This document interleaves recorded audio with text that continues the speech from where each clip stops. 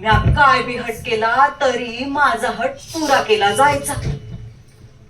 माझा बाप पाटील होता.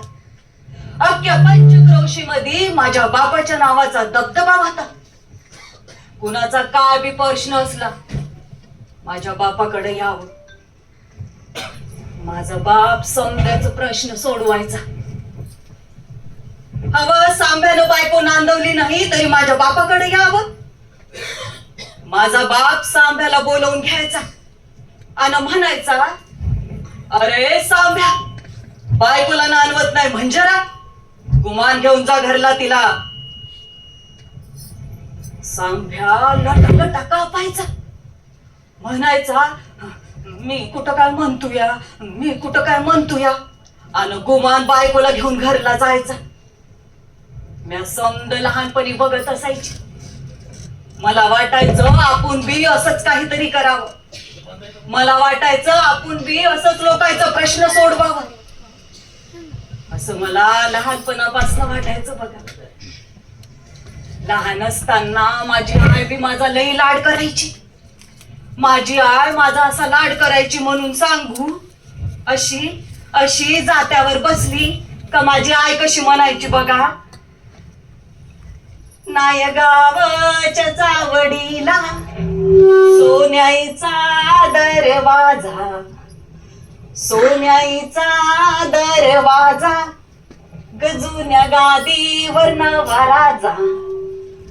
सावित्री लाड की ह्याची लेक, धरी बापाच्या धोतराला, धरी बापाच्या धोतराला, आणलेक शोभत चातुराला. या बया जात्यावर माझी आई माझं नाव घ्यायची. मला लई गोड वाटायचं बघा. आई माझा लई लाड करायची. आई मला घेऊन बाजारला जायची. अशीच एक दिवस आई संग म्या बाजारला गेले. आई संग म्या बाजारला गेलेली. आईनं मला विचारलं, सावित्री तुला काय घ्यायचं ग? तवाच्या टायमाला मला जिलेबी लई आवडायची बघ. खायला म्हटलं, आय आय मला जिलेबी घेऊन दे. तेव्हा आईनं असा जिलेबीचा पुडा हातामध्ये घेऊन दिला. रस्त्यानं अशी जिलेबी खात खात जिलेबी खात खात चाललेली. तेवढ्यात एक गोरा साहेब समोर आला. तो गोरा साहेब म्हणतो कसा, लहान मुलांनी रस्त्याने जाताना असं काय खायचं नाही. या बोला मला काय बी समजलं नाही. पर तो असा असा करत होता म्हणून मी माझ्या हातातला जिलेबीचा पुडा फेकून दिला आणि अशी समोर उभी राहिली.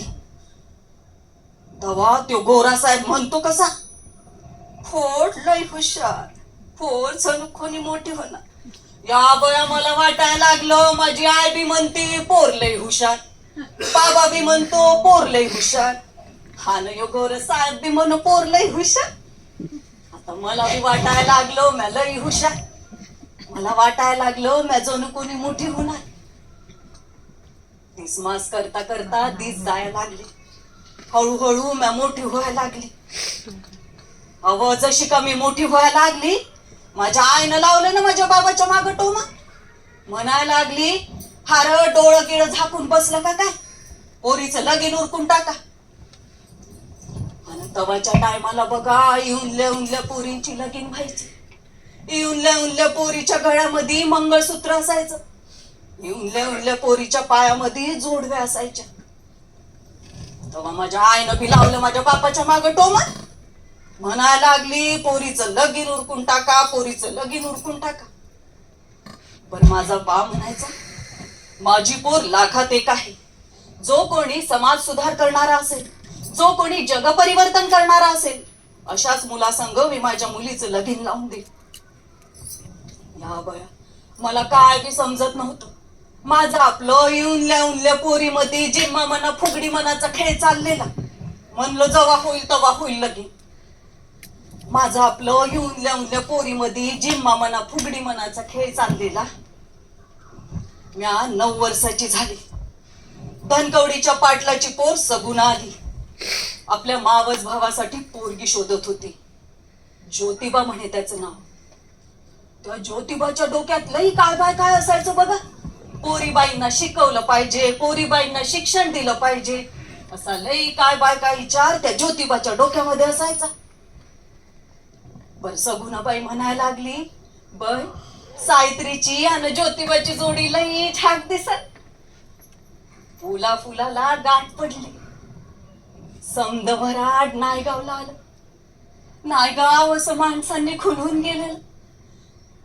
असं नाही म्हणू नका, चौगडा म्हणू नका, पंक्ती म्हणू लाया. नायगाव असं माणसांनी खुलून गेलेलं. या नवरी झालेली, गळ्यामध्ये मंगळसूत्र, पायामध्ये जोडवी, अशी ठुमकत ठुमकत नवरी होऊन मी पुण्यामध्ये गेली बघा. जशी का मी पुण्यामध्ये गेली आणि ह्यांच्या घरामध्ये बघते तर काय, इकडून ठेवलेली पुस्तकं, तिकडून ठेवलेली पुस्तकं, सामोरून ठेवलेली पुस्तकं. या बया म्हणलो, हा बाबा का नुसतं पुस्तकच खातो काय झालं? जेव्हा बघा तेव्हा पुस्तकात बघत असायचं, जेव्हा बघा तेव्हा काहीतरी लिहत असायचं. बर म्या काय ध्यान देत नव्हती. माझं आपलं घरातलं काम भलं ना म्या भलं. पण एकदा काय झालं बघा, ह्यांनी मला आवाज दिला, म्हण बस सावित्री. अगं सावित्री, पोरीबाईची परिस्थिती लय वंगाळ आहे. या बुकामध्ये काय लिहिलं हे आपण त्यांना शिकवलं पाहिजे. मी पुरुष आहे सावित्री, मी त्या स्त्रियांपर्यंत जाऊ शकत नाही. पण तू एक स्त्री आहेस सावित्री, तू स्वतः शिक्षण घे, तू त्यांना शिक्षण दे. या बळा 10-12 भाकरी थापाय सांगितल्या असत्या, आम्ही थप्पा थप्पा थापल्या असत्या. पण स्वतः शिकायचं आणि दुसऱ्याला शिकवायचं मला नाही जमायचं बाई. तर म्हणायला लागलं, सावित्री पहिलं पाऊल उचल. आज तुझी गरज आहे या समाजाला. मी काय नाही बोलली, मी गुपचूप बसलेली. मग आम्ही शेतावर गेलो. शेतावर अशी पेरणीची कामं चालू होती. माझ्या बरोबर फातिमा शेख होती, माझ्या बरोबर सगुणाबाई होती. आम्ही समध्या जणी मिळून अशी पेरणीची कामं करत होतो बघ. तेवढ्यात हे आलं. म्हणायला लागलं, हा ग बघ सावित्री, पेरणीची कामं चालू आहे ती. अगं या एका दाण्यानं गाडून घेतलं नाही तर उभं कणीस निर्माण होत नाही. आज आपण दोघांनी गाडून घेतलं नाही तर उद्याच्या या समाजाची निर्मिती होणार नाही. बोलायचं बघ, लई बोलायचं बघा, हे माणूस लई बोलायचं. पायापुरता विचार हा माणूस करत नव्हता. 100 वर्षानं काय होईल याचा विचार हा माणूस आज करायचा बघा. असं बोलायचं म्हणून सांगू की हे बोलायला लागले की मी नुसतं आपली टुकू टुकू बघायची. पण थोड्या टायमानं काय झालं बघा, ह्यांनी हातामध्ये काठी घेतली. हातामध्ये काठी घेतलेली आणि मला म्हणत, सावित्री इकडे. ह्या बया मला लागलो भ्या वाटाय. म्हणलं नवरा बायकोला मारतो, मला मारणार जणू. मी अशी समोर जाऊन उभी राहिली. तर मला म्हणतात कसं, सावित्री ही काठी माझ्या हातात आहे, ही जमीन आपली पाटी. या काठीनं मी या पाटीवर लिहितो आहे बघ. त्यांनी इकडून काठी फिरवली, तिकडून काठी फिरवली, काहीतरी लिहिलं आणि मला म्हणायला लागलं, म्हण त्याला म्हणलं, कसलं विवाचं नाही जमायचं. तुम्ही मला शेतामधली कामं सांगा, म्या पटापटा करते. तुम्ही मला घरामधली कामं सांगा, म्या पटापटा करते. पण हे असलं लिवा बिवाचं नाही जमायचं. तर म्हणायला लागलं, सावित्री पहिलं पाऊल उचल. आज तुझी गरज आहे या समाजाला. म्या काय नाही बोलली, म्या गुपचूप बसली. म्या गुपचूप हातामध्ये काठी घेतली. काठी इकडून फिरवली, काठी तिकडून फिरवली. पर काय जमना, मला लिवाया येईना. म्हणलं असलं लिवा बिवाचं नाही जमायचं. तर म्हणायला लागलं, सावित्री पुन्यांदा प्रयत्न कर. अगं सगळ्याच गोष्टी का आपण आईच्या पोटातून शिकून येत नाही. पुन्यांदा प्रयत्न कर, तुला शक्य होईल. या बया म्या पुन्यांदा हातामध्ये काठी घेतली. काठी इकडून फिरवली, काठी तिकडून फिरवली. 8 दिवस लागलं बघा मला लिवाया. मग म्या शिकले, शिकले, समधी 12 खडी शिकली बघा. पुस्तकातली अक्षर अशी मला मोत्यावानी दिसायला लागली. पुस्तकातली अक्षर मला फुलावानी वाटायला लागली. मला लई आनंद झाला होता बघा. मला बी लिहाय वाचा यायला लागलं होतं. यांना बी लई आनंद झाला होता बघा. त्यांची सावित्री आता लिहाय वाचाय शिकली आणि आता ती दुसऱ्याला शिकवणार होती. यांना बी लई आनंद झाला बघा. थोड्या टायमानं काय झालं बघा, आमच्या घरामध्ये कुजबुज व्हायला लागली. सावित्रीला पोर नाही, सावित्रीला पोर नाही. घरातली माणसं कुजबुज करायला लागली, बाहेरची माणसं कुजबुज करायला लागली. म्हणायला लागली सावित्रीला पोर होत नाही, ज्योतिबाचं दुसरं लगीन करा. तवा हे समध्या माणसासनी काय म्हणाले ठाव आहे. सावित्रीला पोर होत नाही म्हणून काय झालं, माझं दुसरं लगीन करून सावित्रीला सवत आणण्यापेक्षा सावित्रीच दुसरं लग्न करून मला सवता काढू नये बरं. आणि असं झालंच तर त्यांना झालेली मुलं मी आनंदानं सांभाळी.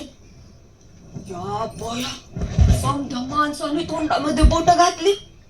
म्हणायला लागली काय बाय बोलतो ह्यो, याच्या तोंडाला हाड मास नाही नाही ते बोलतो. तेव्हापासनं समधी माणसं चिडचिप झाली बघा. घरातली माणसं चिडचिप झाली, बाहेरची माणसं चिडचिप झाली. पोरीबाईचा विषय घरामध्ये बंद झाला. हे म्हणायला लागलं सावित्री उद्याच्या समाजाची निर्मिती करायची असेल तर या बुकामध्ये काय लिहिलं हे आपण त्यांना शिकवलं पाहिजे. घरोघर गेलं, समध्या माणसाने सांगायला लागलं. म्हणायला लागलं अरे पोरीबाईंना सहाला पाठवा, बुकामध्ये काय लिहिलं हे त्यांना कळू द्या. आपोआप त्यांना समजल आपण कोणचं पाऊल उचलायचं. हवं झोपलेल्या माणसांना जागा करणं लई सोपं असतं, पण झोपेचं सोंग घेतलेल्या माणसांना जागा करता येत नाही. आणि तवाच्या टायमाला माणसानं झोपेचं सोंग घेतलेलं. पोरीबाईंना सहाला पाठवायला कोणी बी तयार होत नव्हतं. उलट ह्यांचा अपमान करायची. लई काय बाय काय बोलायची माणसं, लई अचकट विचकट बोलायची. एकदा काय झालं बघा, हे कोणाच्या तरी लग्नाला गेलेलं. लग्नाच्या वरातीचा आवाज कानामध्ये ऐकू येत होता. भर वरातीत यांचा कोणीतरी अपमान केला. दन दन पाय आपटत घरी आलं. म्हणायला लागलं समजतात काही लोक, माझा अपमान करतात. मला म्हणतात ब्राह्मणांच्या बरोबरीनं तू चालायचं नाहीस, 4 बुक शिकला म्हणून तू त्याची बरोबरी करतोस. मला म्हणतात पोरीबाईंना शिकवतो, धर्म बुडवतो. संताप होतोय सावित्री, मला संताप होतोय. हे सहन होत नाही सावित्री, मला हे सहन होत नाही. या बया, असा पेटलेला माणूस मी माझ्या डोळ्यासमोर बघत होती. यांच्या हातामधनं आग बाहेर पडत होती, यांच्या पायामधनं आग बाहेर पडत होती. असा पेटलेला अग्नी माझ्या डोळ्यासमोर होता. म्हणलं लई संताप आला ह्यांना, हे काहीतरी करणार जणू. यांनी पुण्यामध्ये भिडेवाड्यामध्ये पोरींसाठी पहिली शाळा सुरू केली. घरोघर गेलं, समध्या माणसासनी सांगायला लागलं. म्हणायला लागलं अरे बुकामध्ये काय लिहिलं हे पोरीबाईंना शिकवा. आपोआप त्यांना समजल आपण कोणचं पाऊल उचलायचं. हवं पुण्यामध्ये भिडेवाड्यामध्ये आम्ही पोरींसाठी पहिली शाळा सुरू केली. आणि पहिल्या दिवशी बघा नेमक्या 5च पोरी. तर हे म्हणायला लागलं सावित्री एक पोरगी असेल तरी चालेल, तू तिला शिकवायचंस. वर्गात 5 पोरी आल्या, लई बेस झालं. म्या वय म्हणलं, म्या वर्गात अशी पोरींना बसवायची, म्या फळ्यावर लिवायची. म्या इकडं फळ्यावर लिवसतो, समजा पोरी जायच्या ना भुसकून पळून. हवं वर्गामध्ये कोणीच नसायचं, शिकवता कोणाला. बाहेर माणसांचा लई वेचात कालवा असायचा. म्हणायची जो कोणी साला जाईल त्याला जित्त मारू जित्त. आणि मरणाच्या भीतीने बघा वर्गामध्ये बसलेल्या पोरी भुसू भुसू पळून जायचे. हे पुण्यांदा घरोघर गेले, समध्या माणसासनी सांगायला लागलं. म्हणायला लागलं अरे मरणाची भीती बाळगू नका, जिच्या हाती पाळण्याची दोरी तीच जगाचा उद्धार करी. बुकामध्ये काय लिहिलं हे पोरीबाईंना शिकवा, आपोआप त्यांना समजल आपण कोणचं पाऊल उचलायचं. तवा कुठं बघा 4-2 पोरी गोळा झाल्या. म्या पोरींना अशी वर्गामध्ये बसवायची, म्या फळ्यावर लिवायची, म्या घरला जायची. हवं पर रस्त्यानं माणसं मला लई त्रास द्यायची बघा. अशी का पोरीबाईंना शिकवायला जायला लागले का? कुणी अंगावर शेण टाकायचं, कुणी दगड मारायचं, कुणी खरकट पाणी टाकायचं. अंगाचं नुसतं वास सुटायचं बघ वास. या बया म्हणलं आपण पोरीबाईंना शिकवायला जातो, कोणी अंगावर शेण टाकतंय, कोणी दगड मारतंय, कोणी खरकट पाणी टाकतंय. म्या नाही जायची बाई शाळा शिकवायला. तर मला म्हणायला लागलं, सावित्री ही परीक्षेची वेळ आहे, आता मागं हटायचं नाहीस. रस्त्याने जाताना लोक तुझ्या अंगावर शेण दगड चिखल टाकतात ना, तू एक साडी बरोबर घेऊन जा. रस्त्यात कोणी शेण दगड चिखल टाकला तर एक साडी, आणि दुसरी साडी वर्गात गेल्यावर पोरींना शिकवाय. म्या भय म्हणलं. तेव्हापासनं म्या एक साडी बरोबर न्यायला लागली. रस्त्यात कोणी शेण दगड चिखल टाकला तर एक साडी, आणि दुसरी साडी वर्गात गेल्यावर पोरींना शिकवाय. कुणी रस्त्यावर मला काय बाय फेकते म्या ध्यान देत नव्हती, कुणी अचकट विचकट बोलते म्या ध्यान देत नव्हती. अशी आमची शाळा सुरू झाली बघा. पण एकदा काय झालं बघा, तो थटिंगण आला ना माझ्या समोर. उच्च पुरा गोरा गोरा घार घार डोळ, माझ्याकडं असं टक्का टक्का बघतो आणि म्हणतो कसा, सावित्री तुझं हे शिक्षणाचं मूळ बंद केलं नाही तर मी तुझी अब्रू शाबूत ठेवणार नाही. या बया भर रस्त्यात जे त्याच्याकडं पाहिलं आणि जे त्याला थडाड थडाड थडाड ठेवून दिले. भर रस्त्यानं माणसं बघतच राहिली बघा. म्हणायला लागली, बाळ हाय का भित्ताड, भर रस्त्यात बाबाला मारती म्हणजे. तेव्हापासनं माणसं मला लई भ्यायला लागली बघा. अशी का मी पोरीबाईंना शिकवायला जायला लागले काय, अशी मला खिडक्यामधून डोकू डोकू बघायला लागली. मग म्या झाली ना वाघीण. हा, अशी रस्त्याने जायची, पोरीबाईंना शिकवायची, या घरला यायची. कोणाची हिंमत झाली ना मला अडवायची, कोणाची हिंमत झाली ना पोरीबाईंना शिक्षण देऊ नको म्हणायची. पण एकदा काय झालं बघा, तो माणूस गेला ना माझ्या सासऱ्याकडं. माझ्या सासऱ्याकडं गेला आणि माझ्या सासऱ्याला म्हणतो कसा, गोविंदराव, अहो गोविंदराव, तुमचा मुलगा आणि सून दोघांनी उच्छाद मांडलाय हो. धर्म बुडवायला निघाले दोघे जण. त्या दोघांनी जर हे शिक्षणाचं खोळ बंद केलं नाही तर आम्ही तुम्हाला वाईट टाकू वाईट. आता वाईट टाकायचं म्हणजे काय ठाव आहे ना, कोणी आमच्याकडे येणार नाही, आम्ही कोणाकडे जाणार नाही, समद व्यवहार बंद. माझं सासरं तापलं ना, लई तापला. म्हणायला लागलं, ज्योती आधी बाहेर ये, आधी माझ्या समोर येऊन उभा राहा. हे बाहेर आलं, माझ्या सासऱ्या समोर उभं झालं. माझं सासरं म्हणायला लागलं, हार काय चालवलंस तू? हार 2 घास सुखानं आम्हाला खाऊ देणार आहेस का नाही? आणि हे तुझं शिक्षण गिक्षण असेल ना, ते समद घराच्या बाहेर. माझ्या घरात राहून असली थेर चालायची नाही. चल चालता हो, निघ घरातून. हे निघालो ना ताड ताड ताड ताड. हवं मी ऐकलं म्हणल्यावर तुम्ही कुठं निघाला? मला म्हणलं आपण पोरीबाईंना शिकवायचं, मला म्हणलं आपण पोरीबाईंना शिक्षण द्यायचं. हा ना, आता येळ आली तर ऐकलंच निघालं. तर मला म्हणायला लागलं, सावित्री तुझा निर्णय तू घे, तुला पाहिजे तर तू माझ्या बरोबर येऊ शकतेस, अन्यथा सासऱ्याची सेवा करू शकतेस.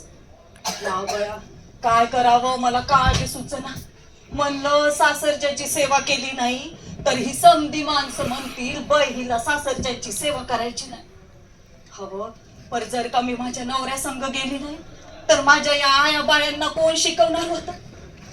हवं म्या जसं धाडस केलं तसं दुसरी कोणी करणार असं मला वाटलं नाही, आणि म्हणून म्या माझं पाऊल घराबाहेर काढलं आणि अंगावरच्या कपड्यानिशे आम्ही दोघं बी रस्त्यानं चालायला लागलो. रस्त्यात यांचा एक मित्र भेटला, उस्मान शेख त्याचं नाव. उस्मान शेख म्हणला, गंज पेठेमध्ये माझं घर आहे, तुम्ही तिथं येऊन राहा, तिथं येऊन तुम्ही तुमची कामं चालू ठेवा. म्या म्हणलं. अंगावरच्या कपड्यानिशी आम्ही दोघं बी उस्मान शेखच्या घरी गेलो. तिथं आम्ही आमची कामं चालू ठेवली. हे म्हणायला लागलं, सावित्री आता आपण भूक लिवायची, अगं बुकामध्ये काय लिहिलं हे लोक वाचतील, बुकामध्ये काय लिहिलं हे लोकांना समजेल आणि आपोआप त्यांना समजेल आपण कोणचं पाऊल उचलायचं. त्यांनी गुलामगिरी पुस्तक लिहिलं, त्यांनी बामणांचे कसब पुस्तक लिहिलं. जन्मापासून मृत्यूपर्यंत तो तुम्हाला कसा कर्मकांडात अडकवतो एवढं समज त्यांनी बामणांचे कसब पुस्तकात लिहिलं. त्यांनी शेतकऱ्यांसाठी बी आसूड पुस्तक लिहिलं. हवं शेतकरी शेतात राब राब राबते, सारा देतात सरकारला मोजून. कशापाय तुम्ही इंग्रज सरकारला सारा मोजून देता एवढं समज त्यांनी पुस्तकात लिहिलं. हवं लई बुक लिहिली बघा, लई बुक लिहिली. बरी एक दिवस म्हणायला लागली, अगं सावित्री पुस्तकं लिहून झाली, अगं भाषण देऊन झाली, अगं तरी बी लोकांच्या डोक्यात प्रकाश पडत नाही आपण काय केलं पाहिजे. अगं रोपटोकेपर्यंत सांगितलं तुम्ही गुलाम म्हणून राहू नका, अगं रक्तोकेपर्यंत सांगितलं तुम्ही अंधश्रद्धा बाळगू नका, अगं तरी बी लोकांच्या डोक्यात प्रकाश पडत नाही आपण काय केलं पाहिजे. सावित्री आता आपण कृती करायची, कृतीमधून लोकांना दाखवून द्यायचं आपण समाज परिवर्तन करू शकतो, कृतीमधून लोकांना दाखवून द्यायचं आपण रूढी परंपरा मोडून काढू शकतो. ठरलं तर मग नेमकी कोणती कृती करायची विचार चालू होता. तेवढ्यात धानी वाढ ग माय, पोटात पाण्याचा थेंब नाही, पाणी वाढ ग माय. हे म्हणायला लागलं, सुचलं सावित्री. नेमकी कोणती कृती करायची हे सुचलं. अगं इथं जनावरांना पाणी दिलं जातं पण माणसांना नाही. जाऊन सांग समद्यांना, म्हणावं आमच्या हौदावर या, आमच्या हौदावर येऊन पाणी घेऊन जा. म्हणाय अवकाश ना बाहेर आले. बाहेर समधी महार मांगाची खालच्या जातीची माणसं हातामध्ये गाडगी मडकी घेऊन होती. समद्यांना म्हणलं तुम्ही आमच्या हौदावर या, आमच्या हौदावर येऊन पाणी घेऊन जा. म्हणाय अवकाश समधी माणसं आत आली. समद्यांनी आपली गाडगी मडकी हौदेत बुडवली. घोटभर पाणी समधी माणसं प्याली. समद्यांचा आत्मा कसा शांत झाला. अव नेमका घाव कुठं घालायचं हे माझ्या नवऱ्याला कळलं होतं, नेमकं कोणतं पाऊल उचलायचं हे माझ्या नवऱ्याला समजलं होतं. हे म्हणायला लागले, सावित्री आपण आपल्या पाण्याचा हौद समद्यांसाठी खुला केला. उद्या हे समद पुण्यात होईल बघ, समद पुणे पेटून उठल बघ. सावित्री आता आपण स्वतःसाठी जगायचं नाही, आपण दुसऱ्यांसाठी जगायचं. आपण कृती मागून कृती करायचं. ठरलं तर मग कृती मागून कृती करायचं ठरलं. आम्ही न्हाव्यांचा संप केला. संप कशापाय केला ठाव आहे. हवं इवूनल्या मुलींची लगीन व्हायची. तिचा नवरा मेला, ती विधवा झाली की तिला चित्तेमध्ये ढकलून द्यायचे. आक्रोश लोकांपर्यंत ऐकू येऊ नये म्हणून जोर जोराने ढोल वाजवायचा. ती तिथून सुद्धा पाळत सुटली की तिला धरून बांधून आणून तिचे केस भाजून तिला इद्रूप करून टाकायचे. हे म्हणायला लागले, सावित्री आपण अजिबात विधवांचे केस भादरू द्यायचे नाही. आपण वस्त्रा बंद ठेवायचा. अजिबात बामणांच्या डोक्याला हात लावायचा नाही जेव्हापर्यंत ते म्हणत नाही विधवांचे केस भादरू नका तेव्हापर्यंत. ठरलं तर मग हे घरोघर गेलं. समद्या नाव्यांना एक केलं. समद्या नावी एक झालं. संपाला सुरुवात झाली. समद्यांना वाटलं संप 4 दिवस चालन, 8 दिवस चालन, संप आपोआप बंद. हो पण संपाला सुरुवात झालेली. 4 दिवस झालं, 8 दिवस झालं, 10 दिवस झालं. बामणांच्या लागल्या ना दाड्या वाढाया. असं रस्त्यानं जाताना त्यांना लाज वाटत होत्या. त्यांना वाटायला लागलं आता काही हो संप मिटायचा नाही. यांच्याकडे आलं. म्हणायला लागलं, हार तुम्ही विधवांचे केस भादरू नका पण आमच्या दाड्या तरी आता भादरा. भारतातला पहिला संप होता तो आम्ही यशस्वी करून दाखवला. तेव्हापासून लोकांचा आत्मविश्वास वाढला. आपण समाज परिवर्तन करू शकतो ह्यावरचा विश्वास वाढला. आपण रूढी परंपरा मोडून काढू शकतो ह्यावरचा विश्वास वाढला. तेव्हा कुठं बघा 4-2 माणसं यांच्या बरोबर काम करायला लागले. पर बाहेर माणसांचा लई वेचात कालवा असायचा. म्हणायची या ज्योतिबाला जित्त मारलं पाहिजे, याच्याशिवाय काही याची कामं थांबायची नाही. एकदा काय झालं बघा, सांजच्या टायमाला हे पुस्तक लिवायला बसलेलं. सांजच्या टायमाला पुस्तक लिवायला बसलेलं. रातचं 12 वाजलं तरी लिहतच होतं बघा. रातच्या 12चा ठोका पडला असं. तेवढ्या दारावर ठकठक झाली. या बया म्हणलं इतक्या रातच्या टायमाला आलं तरी कोण. मी समोर आली. दार उघडून पाहिलं. समोर 2 रामोशी उभं होत. म्हणत होत, कुठं आहे तू ज्योती, त्याची आम्हाला खांडोळी करायची आहे. या बया ना माग गेली. ह्यो पुढे आलं. म्हणायला लागलं, मी हाय ज्योती, कशा पाय तुम्ही माझी खांडोळी करतायसा. ते म्हणायला लागलं, ते आम्हाला काय बी ठाऊ नाही, पण तुमची खांडोळी केल्यावर आम्हाला पैसे मिळणार हाय. हे म्हणायला लागलं, अरे मला मारून जर तुम्हाला पैसे मिळत असेल तर मला आनंदच होईल. अरे पण मी काय काम करतो या हे तरी डोक्यात घ्या. अरे तुमच्यातली ताकद जागी करायचं मी काम करतो या. तुम्हाला गुलाम म्हणून राहू नका हे मी सांगतोय, आणि तुम्हीच माझी खांडोळी करतायसा.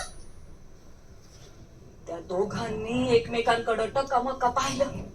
हातातल्या कुऱ्हाडी फेकून दिल्या आणि म्हणायला लागलं, अरे आम्ही तुमची खांडोळी करणार नाही, पर तुमच्याकडे कोणी वाकड्या नजरानं बी बघल तर त्याची खांडोळी आम्ही करू.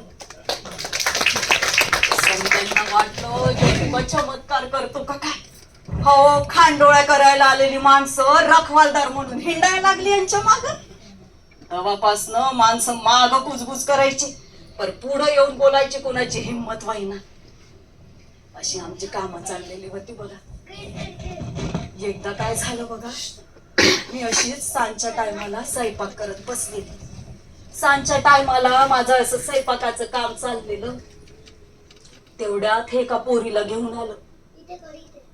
कपाळाला तिच्या कुकू नाही, पण पोट वाढलेलं. या बया म्हणलं, कपाळाला हिच्या कुकू दिसत नाही, इदवा दिसते जणू, पण पोट वाढलेलं. नेमकं झालं तरी काय. हे म्हणायला लागलं, सावित्री हिचं नाव काशी, विधवा आहे. अगं समाजातल्या लोकांनी हिच्यावर अत्याचार केला. पोट वाढलं म्हणून जीव द्यायला ही लाकडी पुलावर चाललेली. हिला मी आपल्या घरी घेऊन आलो.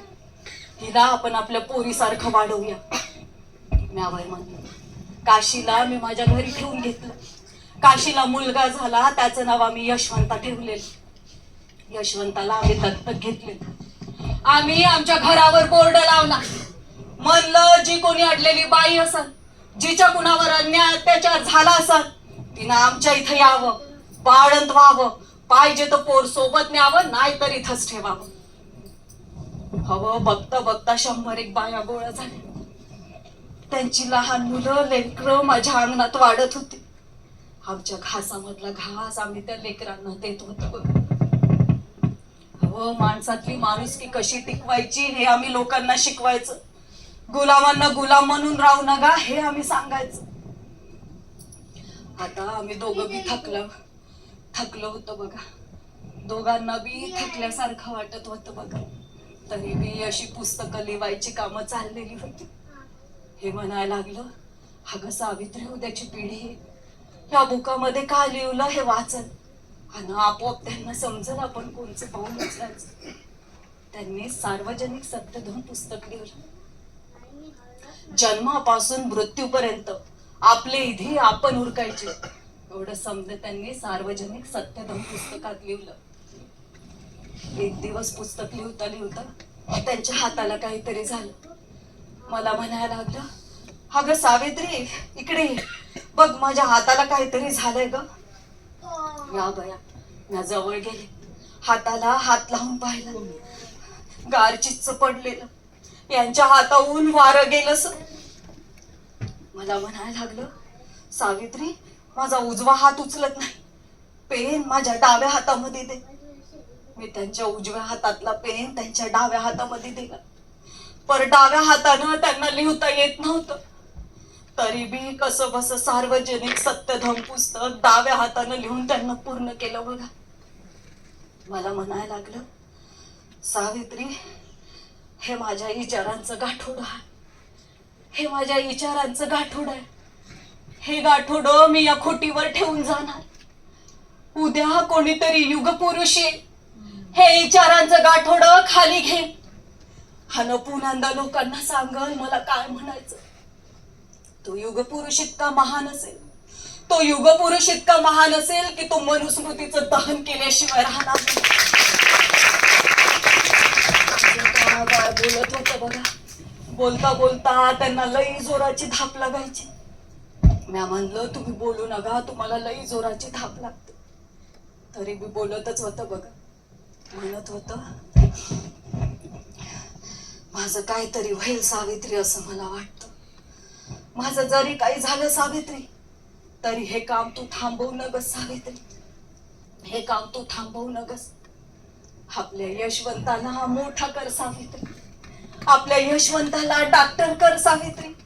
हे काम तू थांबवू नगस सावित्री, हे काम तू असंच पुढे चालू ठेव. असं बोलता बोलता बघा त्यांना लई जोराची धाप लागली. इतक्या जोराची धाप लागली, इतक्या जोराची धाप लागली म्हणून सांगू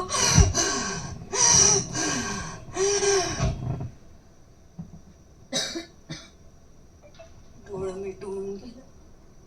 समज सांगू पण म्या रडत बसले नाही. म्या डोळ्यातून एक टिपूस बी काढलं नाही. यशवंताला म्हणलं यशवंता उचलते मडकं, स्मशान भूमीत जाऊ, समद इथे पार पाडू, आपण पुण्यांदा आपल्या कामाला लागू. माझा यशवंता असा उभा झाला मडकी उचलाय. तेवढ्यात माझा मावसदीर पुढे आला. माझा मावसदीर म्हणतो कसा, थांब यशवंता थांब, मडकीला तू हात लावायचं नाहीस. सावित्रीनं तुला जन्म दिलेला नाही, तू तिचा दत्तक पुत्र आहेस. मडकी उचलायचा अधिकार तुला नाही. यशवंताला म्हणलं यशवंता तू माग हो. म्या यशवंताला माग सारला. म्या स्वतः मडकी हातात घेतली. अव बाई माणसाची हिंमत नव्हती तेव्हाच्या टायमाला समोर यायची. म्या पहिली बाई माणूस होती हातामध्ये मडक धरलेली. मडक घेऊन पुढे चालायला लागली. मागणं अंतयात्रा यायला लागली. आम्ही स्मशान भूमीत गेलो, समद इदी पार पाडलं. आम्ही माग फिरलो. म्या पदर खोचून पुण्यांदा कामाला लागली. मला पुण्यांदा लोकांना सांगायचं होतं तुम्ही गुलाम म्हणून राहू नका. मला पुण्यांदा लोकांना सांगायचं होतं तुम्ही पोरीबाईंना साला पाठवा. अहो मला पुण्यांदा लोकांना सांगायचं होतं ज्योतिबा फुलेंनी काय सांगितलं. मला जसं जमल जसं झेपल तसं काम चालू ठेवायचा म्या प्रयत्न केला. सत्यशोधक समाजाची चळवळ मला जशी जमल जशी झेपल तसं पुढे न्यायचा म्या प्रयत्न केला. मी यांचा अजून एक स्वप्न पुरा केला. मी माझ्या यशवंताला मोठा केला. माझ्या यशवंताला म्या डॉक्टर केला. माझ्या यशवंतासाठी म्या दवाखाना काढला. गावातली समधी माणसं यशवंताच्या दवाखान्यात जायची, औषध पाणी घ्यायची. मनाला लई समाधान वाटायचं बघा. हवं गोर म्हणलं का, गरीब म्हणलं का, लहान म्हणलं का, मोठं म्हणलं का, समधी माणसं यशवंताच्या दवाखान्यात जायची, औषध पाणी घ्यायची. मनाला लई समाधान वाटायचं बघा. पण एकदा काय झालं बघा, अशी प्लेगची साथ आलेली. अशा काखामध्ये गाठी लागायच्या, अंगाला बारीकसा ताप यायचा आणि माणसं पटापटा मरायची. जसा जनावरांचा खच तसा माणसांचा खच असायचा. एकाला उचलून दवाखान्यात नेईपर्यंत दुसरा पडलेला असायचा, दुसऱ्याला उचलून दवाखान्यात नेईपर्यंत तिसरा पडलेला असायचा. याला उचल दवाखान्यात ने, त्याला उचल दवाखान्यात ने, त्याला उचल दवाखान्यात ने. अशी माझी घाई चालली बघा. तेवढ्यात एक 5 वर्षाचं लेकरू किरकिर करत आलं. म्हणलं बाळ किरकिर का करते म्हणून बाळाला मी अशी आपल्या खांद्यावर घेतली बघा. पर बाळाच्या काखामध्ये चाचपून पाहिलं, बाळाच्या काखामध्ये गाठी लागत होत्या. बाळाच्या गालाला चाचपून पाहिलं, अंगात बारीक ताप लागत होता. म्हणलं या बाळाचं काही बरं वाईट होऊ नये म्हणून त्याला यशवंताच्या दवाखान्यात नेलं पाहिजे. या बाळाचं काही बरं वाईट होऊ नये म्हणून मी अशी गर्दन वळली बघा. पण माझ्या डोळ्यापुढं अंधारी पडायला लागली. मला पुढचं काहीच दिसेना. मला माझी पर्वा नव्हती, पण या बाळाला यशवंताकडे न्यायची होती. या बाळाला काही बरं वाईट होऊ नये म्हणून मी अशी गरकन वळली बघा. पण माझं पाऊल पुढं पडेना. या बाळाला मी यशवंताकडे कशी घेऊन जाऊ. तुमच्यातलं कोणी या बाळाला यशवंताकडे नेईल का? यशवंता, या बाळाला तुझ्यापर्यंत कोणी आणेल का?